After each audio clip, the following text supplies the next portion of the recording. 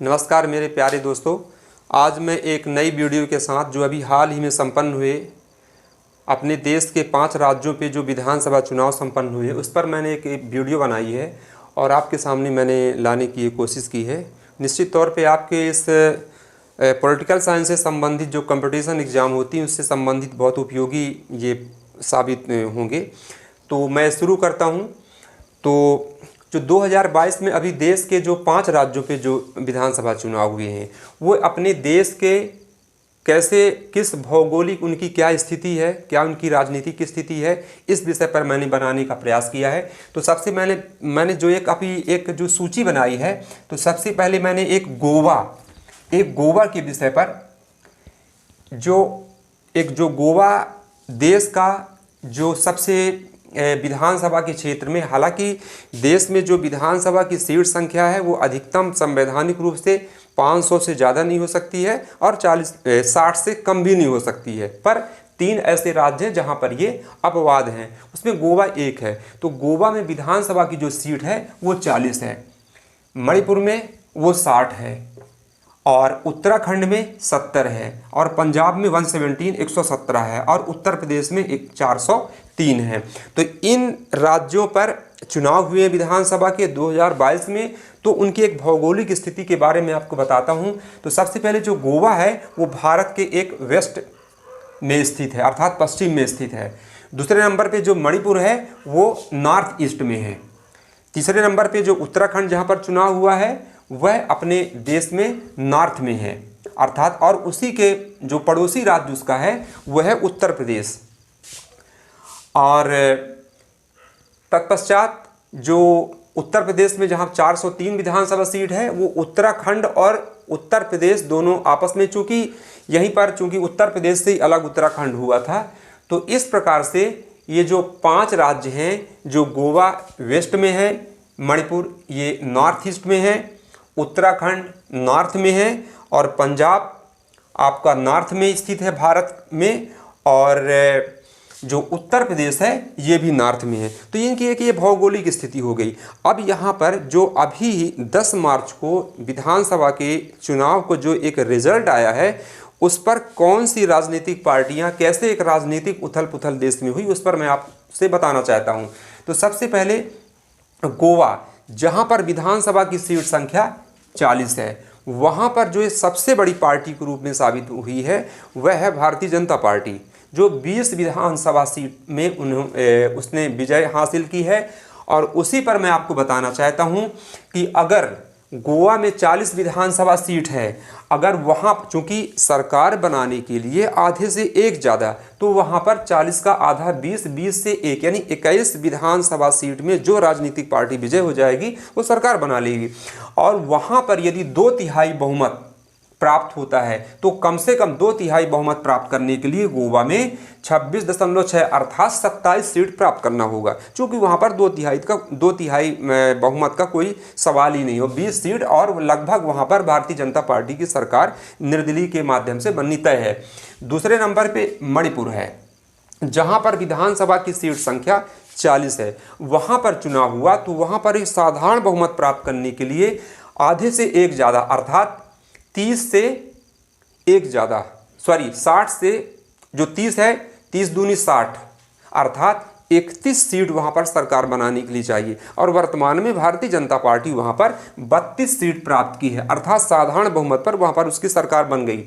तीसरे नंबर पे उत्तराखंड, जिसकी विधानसभा सीट की संख्या 70 है और 70 में एक साधारण बहुमत प्राप्त करने के लिए 35 से एक ज़्यादा, अर्थात 36 दूनी 72, तो यहाँ पर 36 सीट प्राप्त करने थे। लेकिन वहाँ पर भारतीय जनता पार्टी की सरकार लगभग क्या बन गई है, अर्थात 47 सीट वहाँ पर वो प्राप्त कर चुकी है। चौथे नंबर पे पंजाब है, जहाँ पर की विधानसभा सीट संख्या 117 है और वहाँ पर सरकार बनाने के लिए, अर्थात वही 59 सीट उनको सरकार बनाने के लिए चाहिए।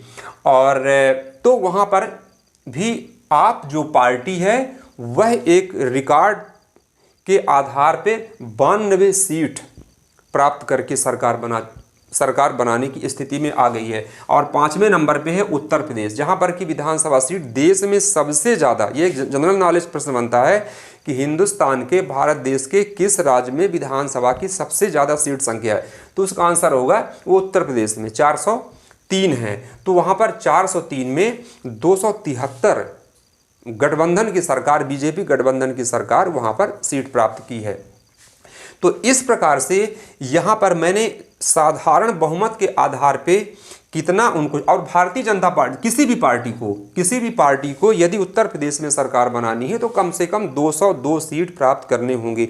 चूँकि भारतीय जनता पार्टी की सरकार वहाँ पर लगभग अब तय है, निश्चित है, तो 273 सीटों के साथ, और यानी 2/3 बहुमत भी प्राप्त है। तो अब मैं उस पर डिस्कशन करके आपको बताना चाहता हूं कि गोवा में 2/3 बहुमत, असाधारण बहुमत और 3/4 बहुमत पर मेरा मेन जो फोकस है, तो साधारण बहुमत में आधे से एक ज़्यादा, जो मैंने आपको बता दिया।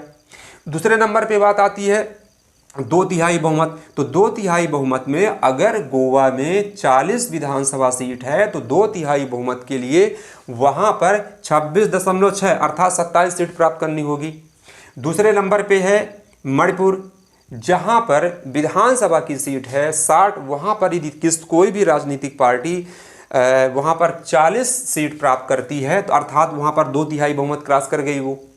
तीसरे नंबर पे है उत्तराखंड, जहाँ पर की विधानसभा सीट 70 है और वहाँ पर 2/3 बहुमत यदि प्राप्त करना है तो वह 46.6 अर्थात 47 सीट वहाँ पर प्राप्त करना होगा 2/3 बहुमत के लिए।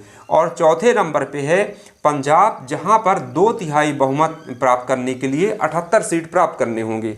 और 5वें नंबर पे है उत्तर प्रदेश, जहाँ पर 403 विधानसभा सीट है, देश की सबसे ज़्यादा विधानसभा सीट है। वहाँ पर 2/3 बहुमत के लिए 268.6 अर्थात 269 सीट जो भी पार्टी वहाँ पर प्राप्त कर लेगी वो 2/3 बहुमत कहलाएगा।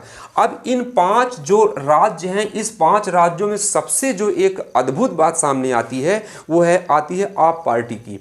आप पार्टी दिल्ली में भी जब सरकार बनी थी और जब अरविंद केजरीवाल वहाँ के मुख्यमंत्री बने थे तो 70 विधानसभा सीट में से 67 विधानसभा सीट जीत करके 3/4 से ज़्यादा प्राप्त किए थे। और दूसरा ऐसा राज्य पंजाब रहा है जहाँ पर वह दूसरे राज्यों पे सरकार उसकी आती है और 3/4 से ज़्यादा सीट प्राप्त करती है अर्थात 92 सीट प्राप्त करती है। तो इस प्रकार से इनका ये जो इलेक्शन होता है 5 राज्यों पर, तो साधारण बहुमत क्या चीज़ होता है और उस पर 2/3 बहुमत क्या है और 3/4 बहुमत क्या है, यह मैंने आपको बताने का यहाँ पर प्रयास किया है। उसके पश्चात इन राज्यों पे जो इलेक्शन, जो चुनाव को संपन्न करने की जो जिम्मेदारी होती है वो होती है कि केंद्रीय जो चुनाव आयोग होता है, केंद्रीय चुनाव आयोग जो होता है वह देश में लोकसभा, राज्यसभा, विधानसभा के चुनावों को संपन्न करने की उस पर जिम्मेदारी होती है। और जो स्थानीय निकाय के चुनाव होते हैं उस पर राज्य के जो निर्वाचन आयोग होते हैं वो उस पर अपना काम करते हैं। तो चूंकि इलेक्शन कमीशन ऑफ इंडिया, जो इलेक्शन कमीशन है, वह इंडियन कॉन्स्टिट्यूशन के आर्टिकल नंबर 324 से 329, 324 से लेकर 329 तक में इसका स्पष्ट पूरा वर्णन किया गया है कि इलेक्शन कमीशन उस पर क्या क्या काम अपना करेगी। तो ये मैंने आपको ये बात बताई कि किस प्रकार से किस राजनीतिक पार्टी की कितनी सीट वहाँ पर बनी, 3/4, 2/3 और साधारण बहुमत क्या होता है, मैंने इस पर डिस्कशन किया। तत्पश्चात मैं बताता हूँ कि इन्हीं राज्यों पर जो वर्तमान में जो राज्यपाल हैं, इन राज्यपालों के मैं एक नाम उनको मैं बताना आपको चाहता हूं कि सबसे पहले जो गोवा जो राज्य है, जहां की विधानसभा सीट वर्तमान में 40 है, वहां के जो गवर्नर हैं वो गोवा के जो गवर्नर हैं सत्यपाल मलिक। दूसरे नंबर पे जो मणिपुर है, जहां की विधानसभा सीट 60 है, वहां के जो गवर्नर हैं वह हैं ला गणेशन। तीसरे नंबर में जो उत्तराखंड, जहां की विधानसभा सीट संख्या 70 है, वहां के जो गवर्नर हैं गुरमीत सिंह हैं। चौथे नंबर पे पंजाब जो एक अद्भुत अभी 2022 में अपना एक जो आप पार्टी ने वहाँ पर एक शानदार प्रदर्शन किया 3/4 के साथ, तो वहाँ के जो राज्यपाल हैं पंजाब के हैं वो बनवारी लाल पुरोहित जी हैं। और जो 5वें नंबर पे यूपी जहाँ की विधानसभा सीट 403 है, वहाँ के जो गवर्नर हैं वो हैं आनंदीबेन पटेल। आनंदीबेन पटेल काफ़ी चर्चित नाम है, ये आपके गुजरात के पूर्व चीफ मिनिस्टर भी रह चुकी हैं। तो इस प्रकार से ये 5 राज्यों के 5 राज्यपाल, 5 राज्यों के 5 विधानसभा, राज्यों के जो विधानसभा सीट है उनका साधारण बहुमत, उनका 2/3 बहुमत, उनका 3/4 बहुमत के आधार पर मैंने बताया इस पर। और इसके बाद मैं एक बहुत महत्वपूर्ण चीज़ बताना चाहता हूं कि अभी जो 2022 के इन 5 राज्यों में जो बहुत ही महत्वपूर्ण घटना घटी है वो कौन सी है। तो अभी मैं आपको बताता हूं कि जैसे उत्तराखंड के जो चीफ मिनिस्टर थे वो थे पुष्कर सिंह धामी, चुनाव में पराजित हो गए हैं। दूसरे नंबर पे पंजाब के जो चीफ मिनिस्टर थे वो थे चरणजीत सिंह चन्नी। चूँकि चरणजीत सिंह चन्नी पंजाब के 2 विधानसभा क्षेत्रों से चुनाव लड़े थे और दोनों विधानसभा क्षेत्रों से वो पराजित हो गए, तो 2 राज्यों के मुख्यमंत्री वो पराजित हो गए। और पंजाब के ही पूर्व मुख्यमंत्री, अपने देश में बहुत ज़्यादा चर्चित नाम वो कहलाता है कि वह कैप्टन अमरिंदर सिंह, वो भी चुनाव वहाँ में पराजित हो गए हैं, चुनाव हार गए हैं। और पंजाब के एक और पहले जो गठबंधन की सरकार थी बीजेपी और अकाली दल की, प्रकाश सिंह बादल, वो भी चुनाव में पराजित हुए। और जो चुनाव में विजयी हुए हैं तत्कालिक जो थे उत्तर प्रदेश के मुख्यमंत्री योगी आदित्यनाथ और गोवा के जो मुख्यमंत्री थे वो है प्रमोद सावंत। तो इस प्रकार से ये चुनाव में विजयी हुए। और इस प्रकार से मैंने एक वर्तमान में जो राजनीतिक घटना चक्र 2022 में 5 राज्यों के इलेक्शन से संबंधित जो घटनाएं घटी उस पर मैंने एक बहुत शॉर्ट में वीडियो बनाई है जो आपके सामने मैं लाया हूं। और इसके पश्चात हालांकि आप यहां पर देख सकते हैं कि हालांकि गवर्नर जो राज्यपाल होता है कि अगर गोवा, मणिपुर, उत्तराखंड, पंजाब, उत्तर प्रदेश में तब किसी भी राज्यपाल की स्थिति तब महत्वपूर्ण हो जाती है जब किसी एक राजनीतिक पार्टी को पूर्ण बहुमत प्राप्त नहीं हो पाता है। हालांकि मैं अगली वीडियो में ये राज्यपाल की जो शक्तियां हैं, राज्यपाल का जो विवेकाधिकार है उस पर मैं जरूर बताऊंगा। तो गोवा में चूंकि किसी भी एक राजनीतिक दल को स्पष्ट बहुमत प्राप्त नहीं है, चूंकि वह 21 यानी 21 विधानसभा सीट में उसको विजयी होना है, तो यहाँ पर थोड़ी सी शक्तियाँ राज्यपाल की बहुत महत्वपूर्ण हो जाती है। लेकिन मणिपुर में स्पष्ट बहुमत आ गया, उत्तराखंड में स्पष्ट बहुमत आ गया, पंजाब में स्पष्ट आ गया और यूपी में स्पष्ट आ गया।